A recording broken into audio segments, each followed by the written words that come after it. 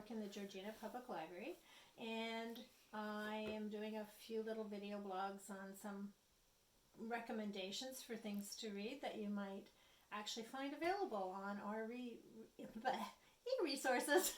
They're called vlogs. Vlogs. Okay, it's a vlog. So the topic I'm going to talk about today is historical fiction.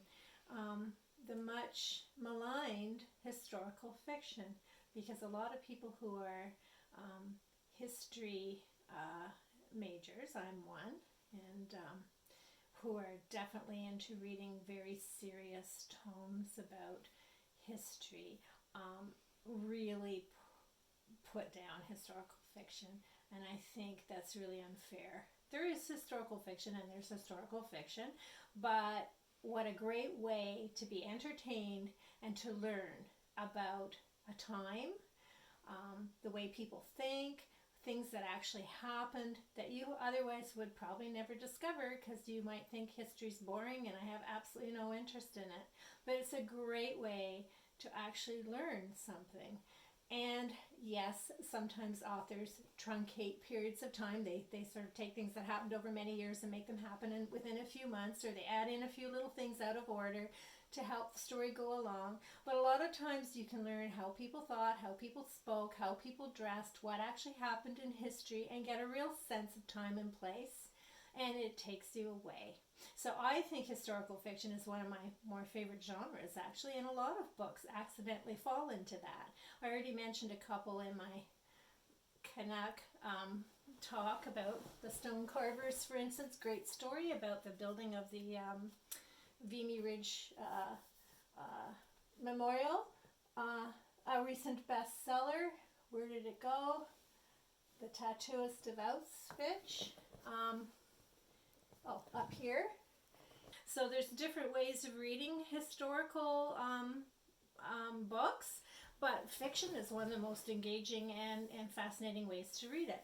So I have a few samples from my bookcase. I'm actually seriously surprised I don't have a ton of samples because I do like the genre, but I think I keep handing them out to people. So one of the more recent sort of hot trends has been this series by Ken Follett. It actually came out in 1985 or something, The Pillars of the Earth, and it is a good story, really interesting story set back in what century? The building of the big cathedrals in England. And then he's written several other books that all take place like 200 years later in the same place. And they're rip-roaring good reads. They've made series of them on TV, and that you learn a lot. So that's a good example of a historical fiction, well-written historical fiction, meticulously researched. And that's what people don't realize, that a lot, to pull off really good historical fiction takes a great deal of historical research. And people are challenged, so they make sure their research is good, usually. Another author who writes a lot of historical fiction based on a place is Edward Rutherford, and this is Sarum, which is all about Salisbury, really, that area. And he's done a number of books on different places. Dublin, The Forest Dwellers is about people that lived in the New Forest area of England. Most of his are UK based, but they're really thick tomes, but good stories that take you through sort of a place and its history. Here's a popular author who writes fantasy, romance, historical fiction.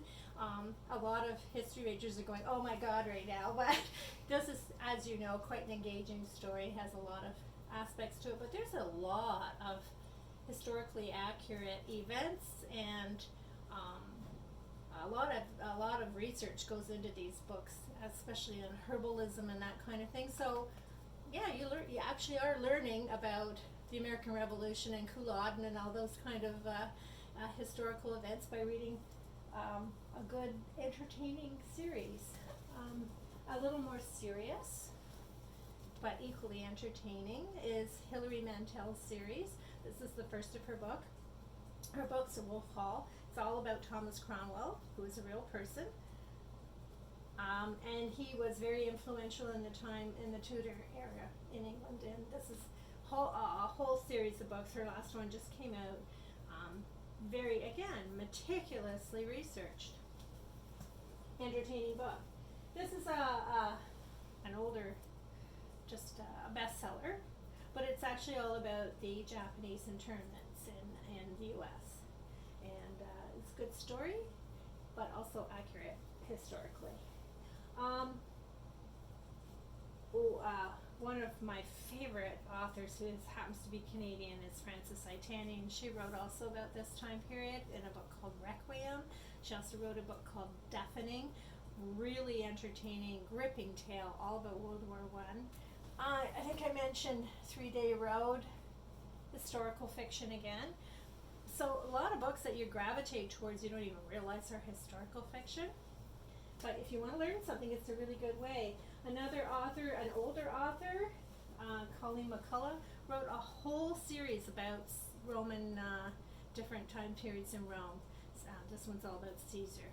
And so you really get a sense of time and place, but you also are learning about places in history while being entertained. And I don't think anyone should poo-poo historical fiction. And I'm going to give you a really bizarre example to close, because most people will go, what?